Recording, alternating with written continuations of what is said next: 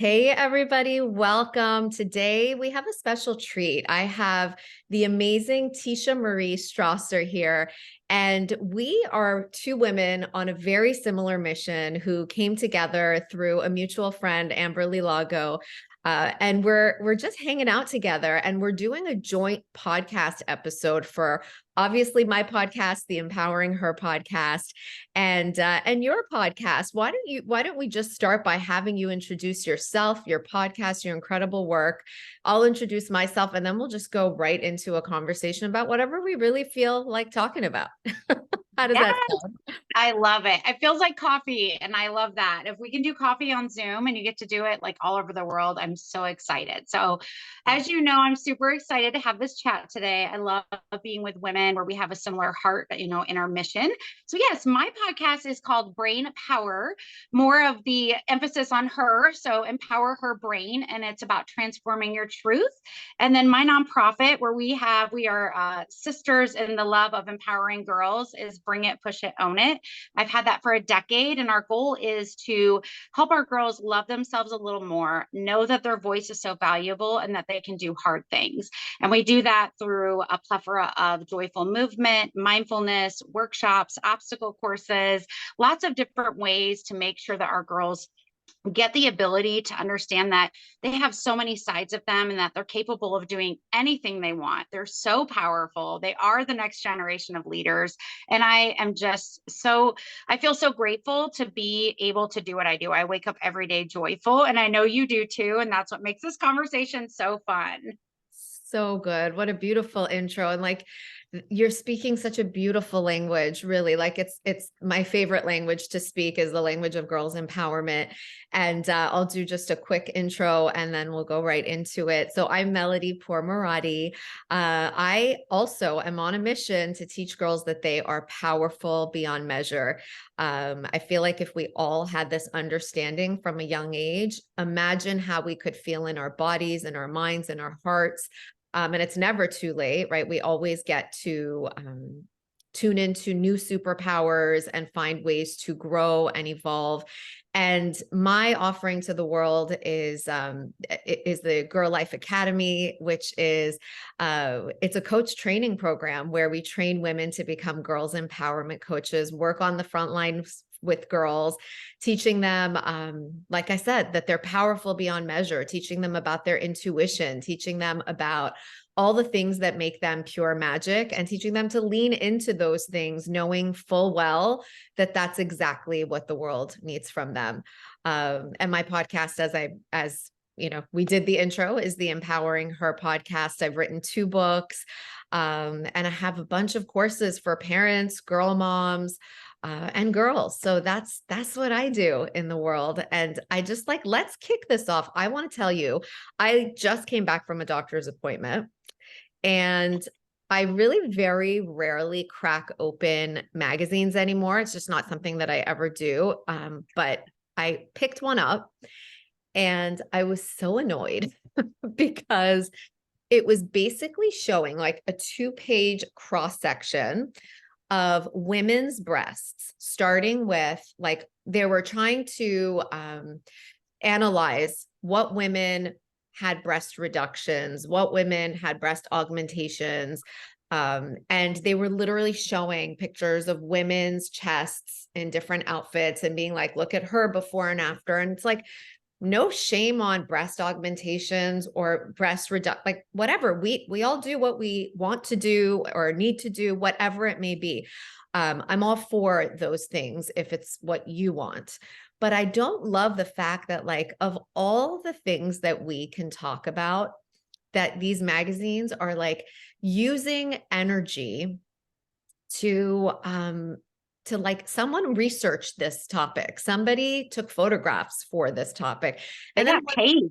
someone got paid Paid for to the do that. topic, right? And like when a woman or a girl cracks open this magazine, the subconscious messaging is like, this is what's important. This is what we need to tune into. Like, of all the beautiful things we could tune into, that this is deemed important. So I just wanted to bring that up. I'd love to hear your thoughts on that. Oh my gosh. So, it's so funny you bring that up because so Monday nights are my nights that I have with my girls, my teen group. And last night, what I do is, so when they come in, I have them write down a struggle on a piece of paper, no name or anything. That way I know that I'm getting the real. And at least when I'm having conversations with them, I'm talking about things that they're actually struggling with, right? Because we can always make assumptions, but as adults, stop assuming, ask, let them speak, create, an environment where they use their voice, whether it's written or not, it's still that safety, right? So what happened was, I will tell you, and I don't know if this happens for you, and my curriculum is a little more flex. We definitely focus in on what's going on with them in the moment because we're with them.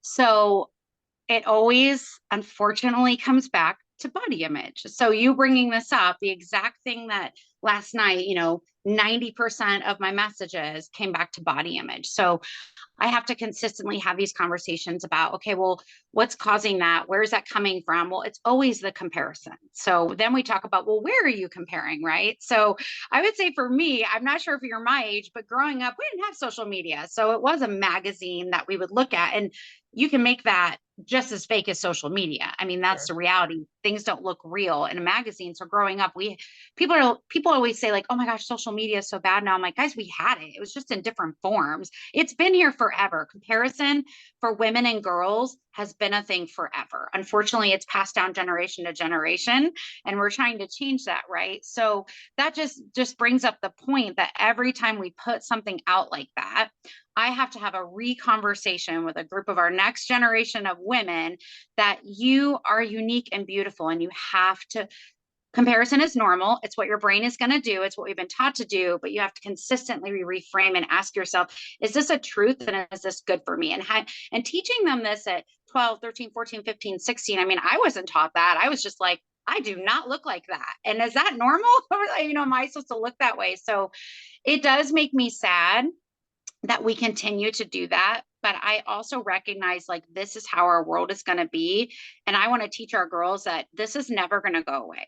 But what can go away is the way that you envision it, the way that you feel about yourself, because that's the only control that we have, unfortunately. Right? That's the truth. I mean, the only power that of influence that we have is over ourselves and over the way we think. And then, of course, the way we think that transfers into the way that we feel, and then that transfers into our behaviors. So I'm so with you. And it's so interesting. It sounds like you probably work more consistently with older girls. How old are your girls that you work with? So we actually at my nonprofit, we allowed 9 to 18, but the teen group is mine, because I have a heart for that. I think that, you have to be a lot deeper. You have to, it's a skill set. It really is.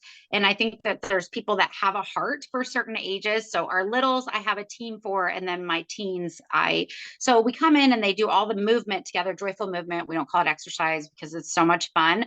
Then we do mindfulness for about 10 minutes and then we split up so that, because also so that our teens, when we're having conversations that need to be a little more mature, we're not having it, with a 9-year-old.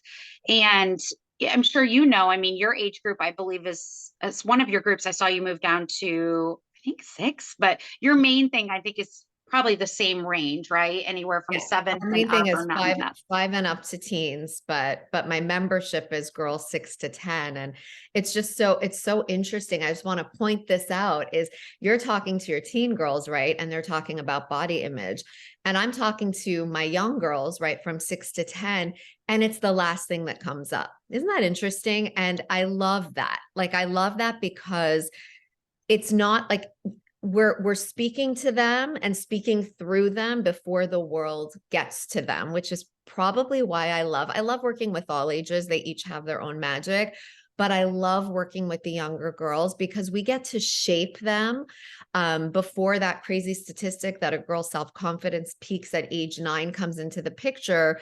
So when they hit those ages and stages, they're not lowering their hand. Instead, they're raising their standards. Instead, they're like, I'm not going to be part of this crazy statistic. They don't even know about the statistic. We're not talking about it, but we're teaching them a different way of being so they can, they can break through their own glass ceiling. And isn't that our wish for all of them? Yes. And I love that you say that. And I think that's what people need to realize, like, know where your magic is and where you feel magical, because if you feel that way, you're going to be really good at what you do. And I end up having this conversation a lot with people. They're like, I don't know. And I'm like, you'll know, like, know where you feel that magic. And it's funny because teens are hard, and people, I mean, there's not like a line, unfortunately, I'm going to say this out loud, of women lining up that want to work with our teens. And I think that's where I have a heart for it, because I'm like, we were a teen and I know what it feels like to be that girl that had no confidence left. You know, I moved out at 16.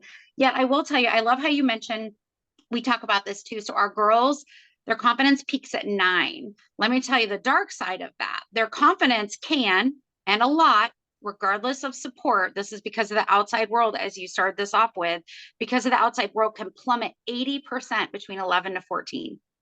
It's It's crazy. huge. It's And crazy. most women do not start to identify and start to actually get self-aware and start to want to grab that back until their 30s.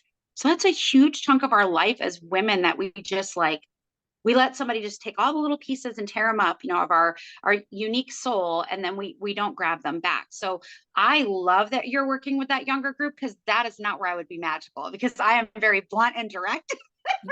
So my littles are 9 and up, but I will tell you what is magical about us having, so the sauce that I actually do with my littles and my teens, the reason that I have them do movement and mindfulness together is because I always tell my teens, that was you.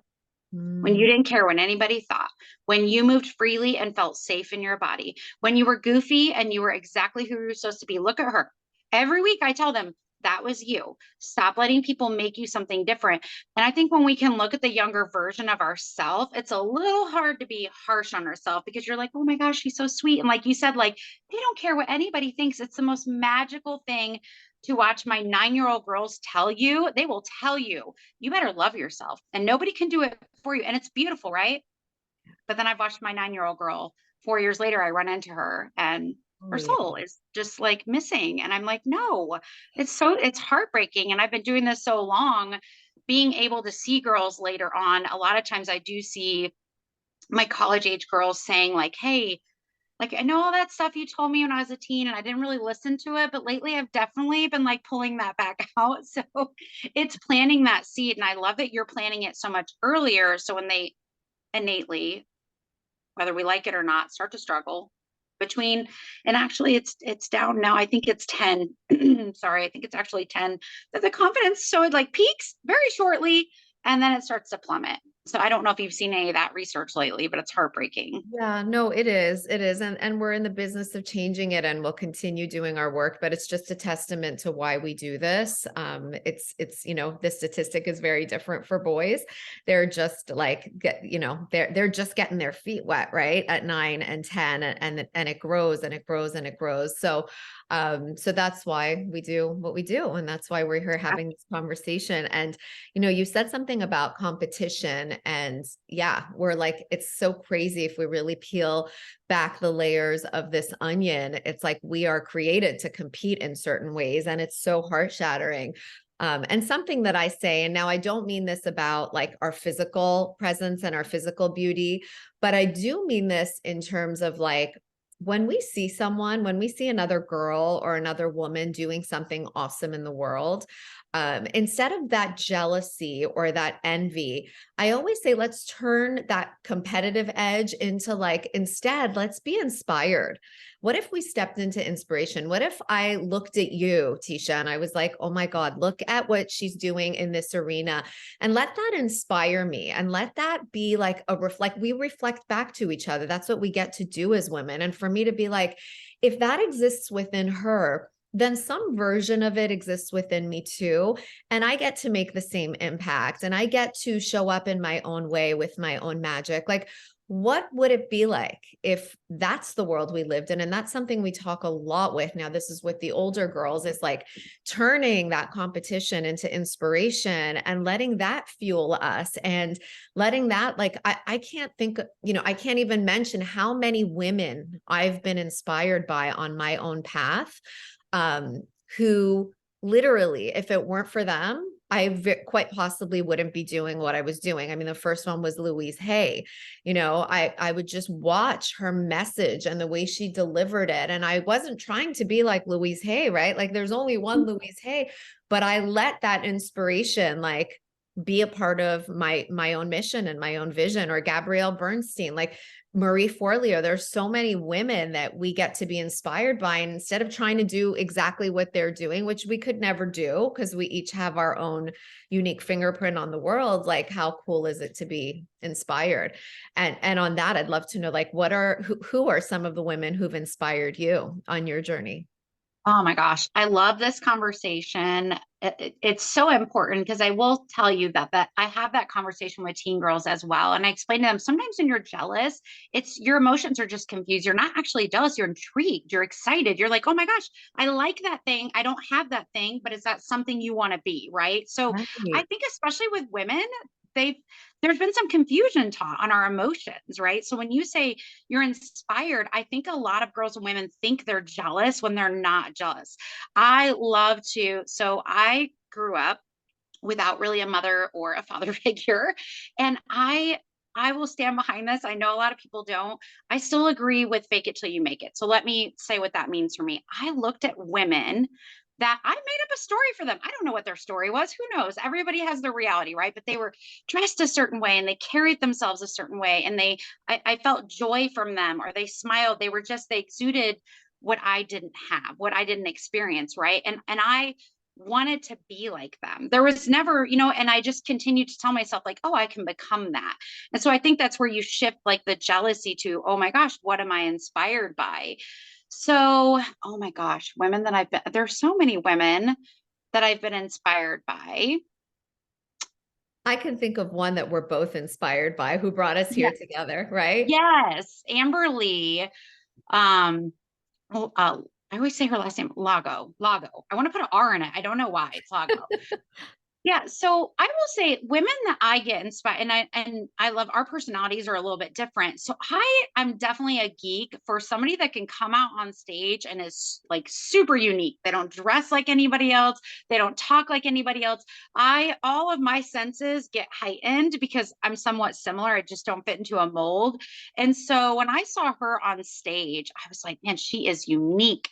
There's Yeah. nothing about her that's not real, and I love that. And I love women that they're able to do that, because we do live in a world where I see people struggle, right? And there's that weird thing where you said there's comparison, competitiveness, but for me it's intrigue. Like I get so intrigued and excited. I'm like, oh my gosh, this is a thing. Like, look how awesome women are doing, and look how great they are, and the impact they're making in the world. And when I meet somebody like you and we're in the same arena, I get geeked out. I get so excited because there's not a lot of it. Girl Land is it is I believe they said it's like all the funding in the world, like in nonprofit arena, in my arena, is less than 2% of it goes to girls and women. So that just tells you like you don't run into a ton of people in your arena. So I get really excited. I would say I'm inspired also by a lot of what you do.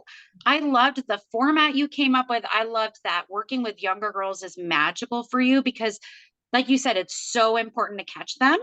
Yeah. For me, it's give you the seeds. You likely may not use them when you need them, but they'll be there. They'll be there when you want to pull them out. So when you bring in these babies, what I call babies, because those are, young, they're like 6 to 10 and they love themselves. All you're doing is taking what they already have and you're building, building, building, building, where I have to come in and do a lot of work where it's been broke down. So it's really inspiring that you also encourage so many other women to do what you're doing, where I'm in Indiana and I'm playing with that idea a little bit at this point in my life. But yeah, I love that you have coaches in how many different states that are doing I don't your know how work? many states, but we have 200 women. We have 200 women. I So should good. count the states, but they're on almost every continent, and they are each like we give the curriculum and the business training and like the mindset training. We tried to really leave no stone unturned in terms of providing them with everything they'll need for success.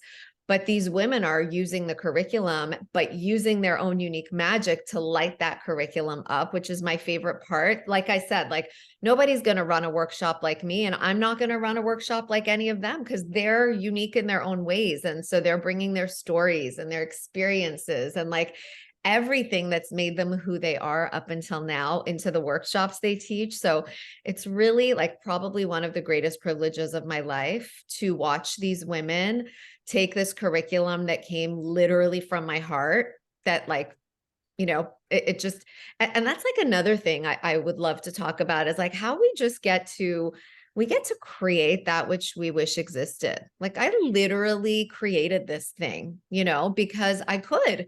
And like for anyone who's listening to us right now, it's like, what is it that you want to create? Like you just have to take that first step.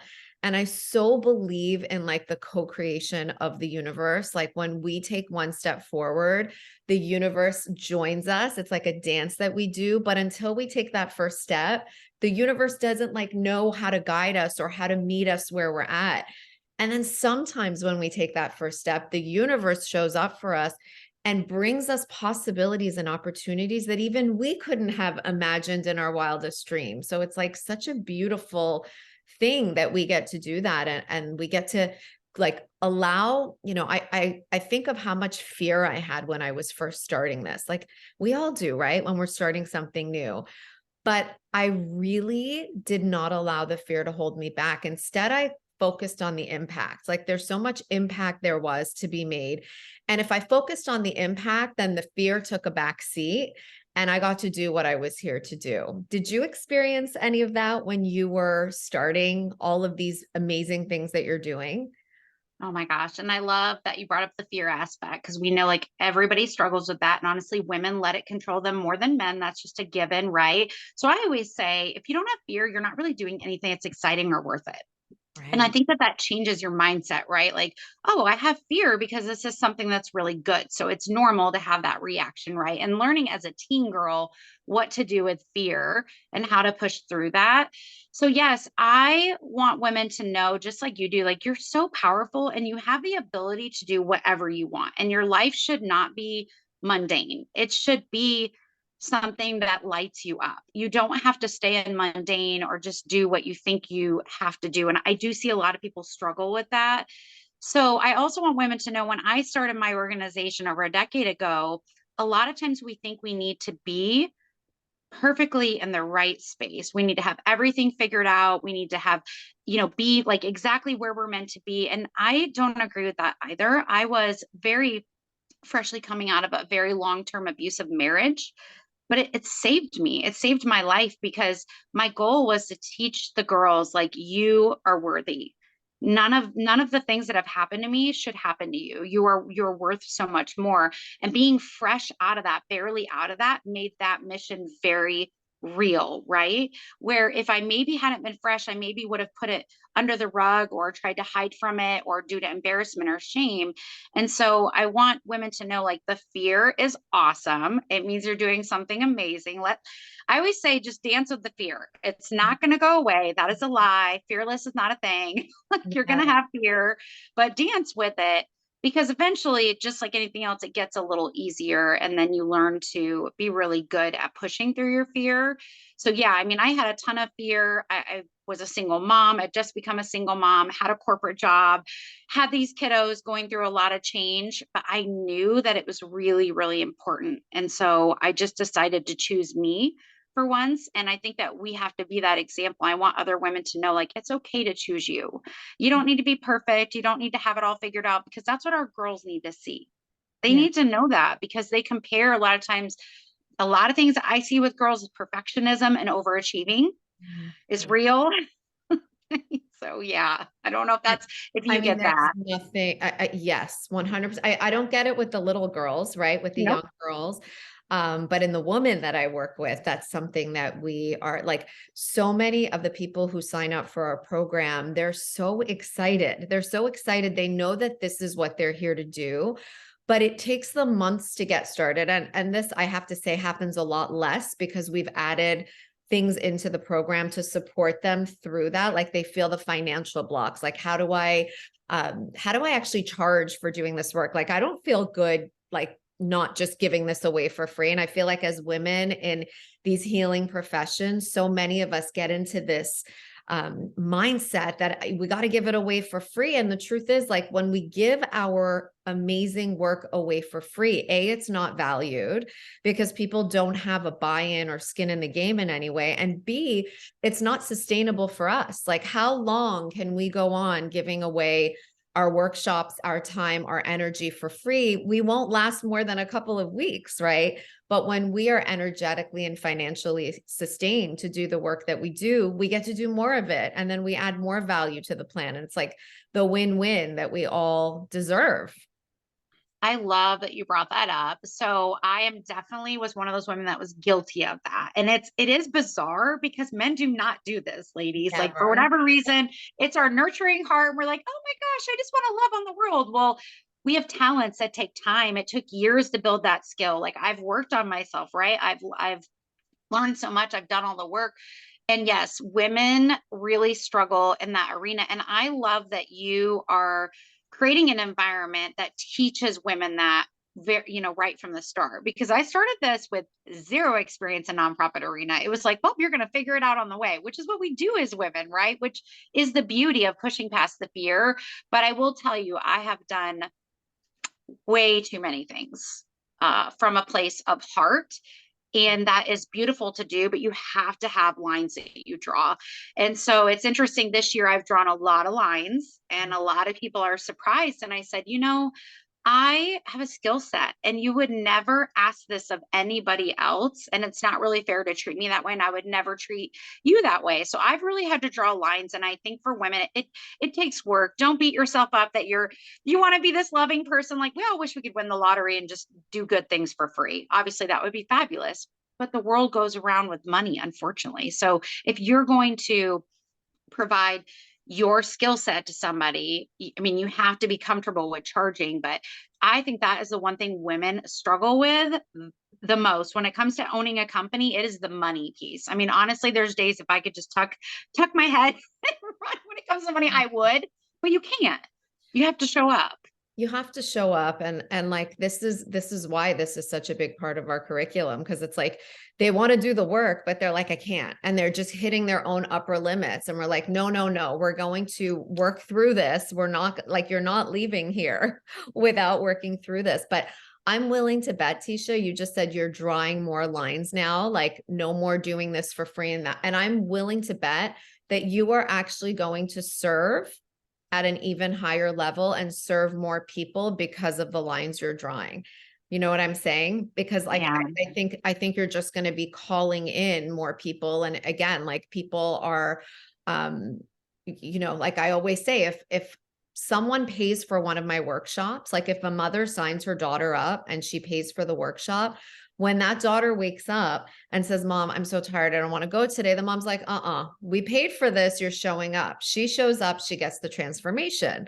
But if the girl wakes up and she's like, Mom, I can't go today, I'm just too tired, and the mom's like, all right, if she hadn't paid, well, don't worry about it, just sleep in, we'll go next time, we'll catch Melody next time. You know what I'm saying? So it's like the gift is actually in allowing them to pay. It's a transfer of energy.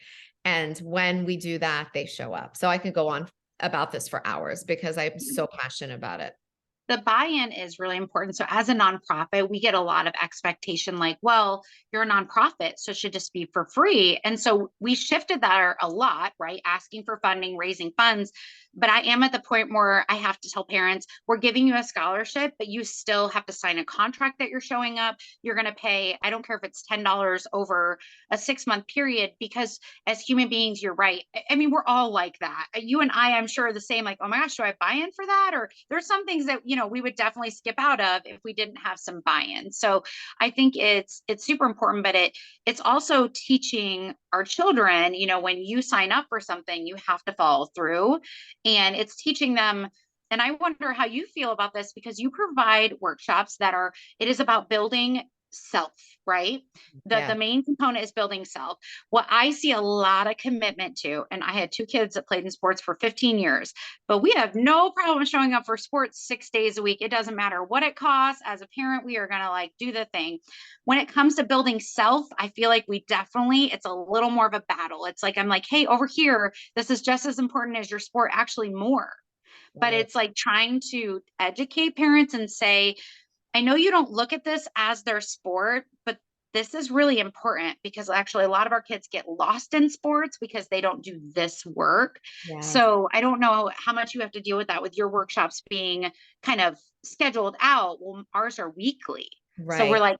we're competing with other You're so right. things. You're so right. And like, if only, I mean, yeah, it's the thing we want to scream off of the rooftops that this is like, I'm willing to say, like, I will go on the record saying this stuff is more important than school. This is more important than Yep. anything that our children are learning in school. And I'm sure I'll have a lot of people like, what is this woman talking about? I stand by it. This is emotional intelligence. These Yes. are the life skills that help us in every relationship. Because, we're talking, you just said like the improvement of self, the knowing of thyself. It's like, if we know ourselves truly, if we know how to feel, if we know how to express emotion, if we know how to communicate with other people, if we know how to be in relationships with other people, my goodness, like that is the success of the world. Like that is what we truly need. That is what, as women, we're just trying to figure out, like you said, in our 20s and 30s. So, and this goes for all kids, like boys and girls. Mhm. Um, it's very important that we develop that part of ourselves and know ourselves, because if we don't know ourselves, then we will be influenced in every possible way. We'll lose ourselves. We'll turn the volume up on everything that the world believes and deems important for us girls. And we will turn the volume down on that inner voice of knowing, which is our intuition, and we'll be lost. And this is how we get lost. Well, and I think the structure that you're given, right? It's education. And then the other thing you're offered through school is sports, which they're all great, they're all needed. Yet we don't identify what's missing in those components. So sports used to be, I mean, I've been raising kids for 25 years. There used to be another element. There really was. We did talk about, making sure that you're being a good person and those other dynamics. There is zero time for that. And Yeah. nobody's going to tell me that that is not true because it is true. There's zero time. It is about playing the game. The coaches are overwhelmed. A lot of them are teachers. They're overwhelmed. That's just the truth. And I feel for them. But the dynamic of what we used to be able to do, making sure we were kind of checking in and teaching a little bit of that. I don't think it's ever been fully taught. There's zero time for it. And Yeah. then we're not understanding. I don't understand why my daughter's, just acting or she's so confused or lost at 16. Well, she spent her entire day in a chair with people that honestly didn't care about her. I'm sorry. If your children go to a school where all their teachers love them and they're fabulous, I love you. That's great. The reality is they are in a place where a lot of times they feel unvalued because everybody's overwhelmed. Then they go to a sport. Their value is placed on how good they play. So Yes. now their value is all about that. So none of it came down to like, who are you? What is yourself? How do you manage your emotions? Like those things, without those things. So you get done with your 12 years of education, maybe go on to the next, and then you struggle because we didn't talk about any of the things that really mattered for you to show up for yourself, to know you can do hard things, how to use your voice. Because a lot of times you're taught not to use your voice. Honestly, as a kid, they still get hushed a little bit and we don't respect that they have a voice and that they have things to say. So yeah, I do believe like I feel like I'm sometimes it's a little bit of a battle and I'd rather be part of the solution than the problem, but I always have to say, listen, I know these other things are important, but let's find a way to keep her engaged because I want to keep this part of her like Yeah. growing. I love that other side of her, but I mean, I had a girl who played soccer her entire life and she lost her soul in that sport. There were things happening that you just don't see because her whole identity is in that, right? Oh my gosh, I'm good because I'm good at this. I'm good because I'm winning for my team. I'm good because I'm winning for my coach. What happens when she can't win for you anymore? Yes. Then Oh, who is she? Then she's lost. So it's so important that you have all these coaches doing this beautiful work all over the place, which again geeks me out and I get super inspired by because the work we're doing, it can't be small. And that's what I'm realizing. Like, why am I only doing this in Indiana? This world is huge. I can't serve all the girls. You can't serve all the girls. That's Like it. they That's need it. all of us. That's it. And this is why I do it in the way that I do it, because I alone can only do so much. But when I link arms with other women who have the same passion on their hearts and who get to do this for a living, like, I mean, it's like a no-brainer to me. It's like, let's go. Where do I sign up? And I'm like, this is my program. I'm like, where do I sign up? But it's the truth. It's like, if I had something like this presented to me 20 years ago, right? Like college, what? Like, do you know what I'm saying? I'd be all in. So that I'm trying to make this the new it career. This is it. This is the new it career. Women step up, rise up, and serve our girls. It's like it's the most rewarding, the most fulfilling. It's everything. And I want people to know, and as you and I talked about, my nickname's a little bit of the truth telling hero. So I do want to be honest and say, I want people to understand it is still an underserved population. I Yes. need you to understand that girls and women are actually still considered a minority in many categories. So pay is still behind, guys. Leadership is actually catching up, but I think it's because women are starting their own stuff. So yes, but leadership can still be a little behind in certain areas. So it's an underserved arena. And when you create something like you have and you say, look, you can go empower yourself and girls and other women, now we're serving an arena that is still underserved. Because when you look at the quotation of how many organizations serve just specifically girls, it's not very large. It's getting better, but it's still an underserved thing. So I love that you just took something and you're like, oh, well, I can't do all of this, where, I spent a lot of years just thinking I could do it all, which is the problem women have. And now I'm like, okay, I have a team.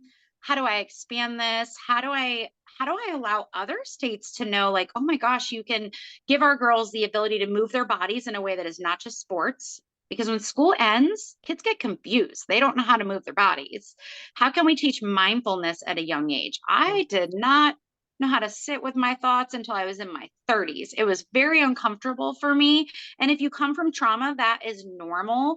So, how do we start teaching our kids at a younger age? Because if you can't be quiet with your own thoughts, all you'll ever hear, and you've said this a couple times, is the noise. So, how do we do that?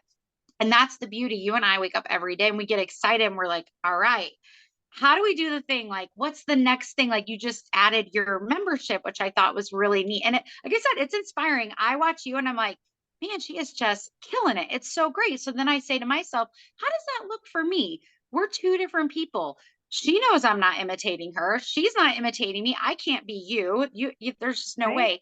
So the But we beauty of, let that inspiration come in, because I'm yeah, looking at you, by the way, my friend, and all that you're doing, and like you're in the physical rooms with the girls. Like I don't get to do that as much anymore because I'm supporting our coaches, which is why I created the virtual room, because that's what I'm able to do today, right? Like that is realistic for me today. But I want you to know you're sitting here being inspired by what you see on my page. And here I am being so lit up by everything that you're doing. And that's the beauty that we get to create as women. Like, look at the energy. Like, do you feel it? I feel it. Like, it's like this energy that we get to create by and bringing it all into a full circle by being inspired instead of being like, I can't do it like her. And I'm so excited to see what the next iteration is for you, Tisha, because you're doing such important work, and the way that you're doing and the way you call exercise joyful movement, like I love that. That is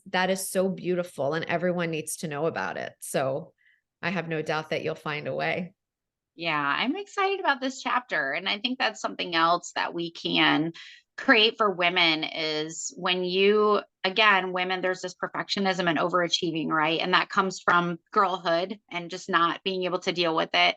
But just knowing that no matter what, like I never have it all figured out. And I always tell people, like, I don't ever wait to have it all figured out to take action. Now, for a lot of my type A lovies that I love, that I'm surrounded by, they can't stand that, right? Because our brains work differently. But for me, vision and execution are my high points. Plan and strategy, I bring others in to take my vision, execution, put a plan and strategy. And I think that if there's something you want to do, and again, for me, this is the biggest thing to teach our girls because I don't think we were taught. What is it that you get excited about? What lights you up? You don't have to just choose something to choose something. I want girls to start figuring out in their teens, what are the little things you get excited about? We also do things like, what is it that's important to you? What Yeah. is it that bothers you about the world? What is it that you don't like?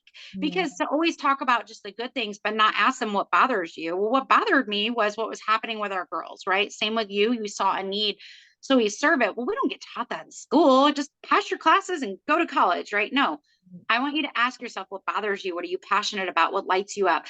Is that going to give them a path at 16? No. And at 18, we ask them to figure out what they want to go to college for. And it's like, oh my gosh, like just take some general classes your first year. Everybody, I'm sorry, maybe parents don't like that, but you have to like kind of figure yourself out. And I think by the time you get to about that age in your first year of college, if we start teaching them that, right? What bothers you? What would you like to change? What lights you up? That will help them be like, oh, wait a minute, there's like these different things I can do that actually somewhat align with what I want to do rather than a bunch of women my age that are like, I hate my life, I hate my job, and I'm going to change my whole world, right? Yeah. Which I see a lot of. Yeah, no, you're like what you're saying is about questions. Like we got to ask good questions because that Get sparks the curious. curiosity. Yeah, let's get curious. Let's get like I'm in a new phase of my life right now where I'm asking myself a whole new set of questions. My daughters are juniors in school, they're twins, they're going to Oh, be graduating soon and God willing, if all goes well, they'll be going to college, they're starting to drive. Like, and this is like, this is just me in a new environment, finding myself them needing me less and me like what do I get to do? What's the next iteration of my mission? Like how can I go deeper in? How do I discover who I am in a clearer way? Like so it's, and I'm going to need you for a lot of that I because was I like, I you've been feel through like I it. have visions, and I'm like, oh, I know what you're gonna do. I'm really excited about this. So I've become an empty nester recently. So you're still behind me about a year and a half, but I'm an empty nester too. And I do want women to know you really like this stage you're going into can be very emotional. So you do need to like do that work before that time because a lot of women get really wrapped up in their children, Oh which yeah. again, your family and your children are first. But Right. again, guess what? They leave, guys. They leave. And then it's all about who you are and what is it that you want. And a lot of women haven't been doing that work. And when that happens, they grab and they hold on. And I know it's out of love. And I always say to them, like, what are you doing? They're your gift to the world. You're not supposed to keep them. They're not yours to keep. They're Yeah. for the world. There's such a beautiful quote. Our children come through us, but not for us, right? Yeah. And we as parents sometimes get, especially mothers, so our identity gets so wrapped up in who we are as mom. And it's like, but we're also a woman, we're also a teacher, we're also at like Amen. fill in the blanks. There's so many things that we are. And so that's the work. It's so funny because I've helped so many clients through that phase, but now I'm going into it. So it's going to be very It's interesting. totally different, right? You're like, oh, It's wait, totally this is me. different. I know, but And I go don't ahead. think it matters who you are as a woman. Like that time is rough. Like you need to cry, you need to have your feelings. Just don't try to hold on too tight. Like have your feelings and it's grief. You will go through grief. And I of all the things I wished I would have been told and helped with when I went through that phase and now I know. The last thing I'll say about this is I saw a book somebody posted the other day and it says when your children come into young adulthood. So we're talking, them leaving. It says this is going to sound rough, but I loved it. It says, shut your mouth and put the doormat out. And I am telling you, if I would have had that advice a couple years ago, because sometimes they don't need all this. Right. They don't need you to tell them what they need. They need to figure it out. That's your job is to let them figure it out. But we still put the doormat out. It's Yeah, rough, but it oh, is I true. love that. That's so beautiful. And I feel like we could have a whole and I'd like to. I think we need to make this like a series, but I Yeah. feel like there's so many sub conversations that we didn't get to have that we need to have, but I think motherhood in and of itself could be like a whole other wing of this, a whole other branch of this conversation. This has been so nice, like so nice and so refreshing. We need to really not joking. We need to do this more. Yeah. Is there anything like any closing thoughts for today? Anything we didn't say that needs to be said or anything at all? I would just say for me, when we're coming from the girl arena, I do want people to know, and I had said this once, but I want to clarify, like our girls are still underserved in a lot of ways. And it's hard to see that because we live in a very privileged world. But when you do this work and you sit down, you have very real conversations, as I did last night, the struggles are cyclical, right? So they just keep happening. So that's why this work is so important. And we need people to buy in and understand that it's just as valuable as education and sports. Because when I hear 10 girls tell me last night, I have issues with my body image, it's heartbreaking. And if we don't have those conversations, it's just going to get worse and worse. And we know what comes from that. So, what Mhm. I always say, a lot of people with my work, they don't see the big fire. Like if you domestic violence, drugs, you see the fire, right? It's easy to get on board with that. With our girls, there's a little fire burning that starts at about 7 years old. Little fire, little fire. If you don't, like Melody's doing, she's starting to put that fire out at a younger age, like, no, no, no, right? But if we don't, the fire gets bigger and bigger and bigger. And then you'll see the fire when it's too late.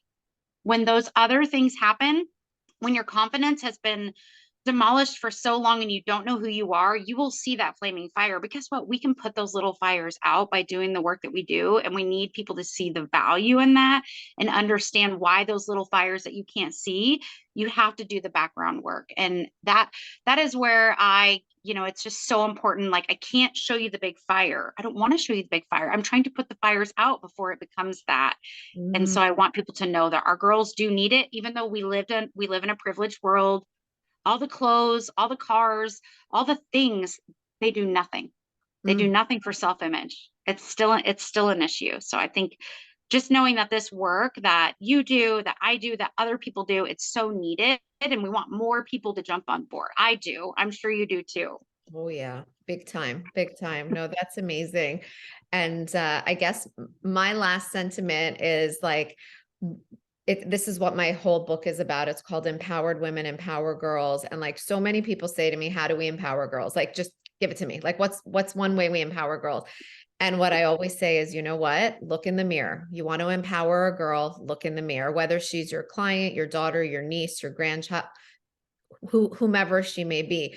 We have this beautiful big goal of empowering girls, and yet we haven't been able to deliver that empowerment to ourselves. And they watch us, like whether it's the girl in the change room next door who hears how you're talking to yourself about your body, or whether it's your child who hears you on the phone, who might hear you gossiping. Like we don't even realize it. We think that it's not a big deal, but they're paying attention. They're so intelligent. And whether they're processing it in their conscious minds or their subconscious minds, they are embodying that which we are. So I think the greatest gift that we have to give to girls is to actually really self-reflect and lead by example.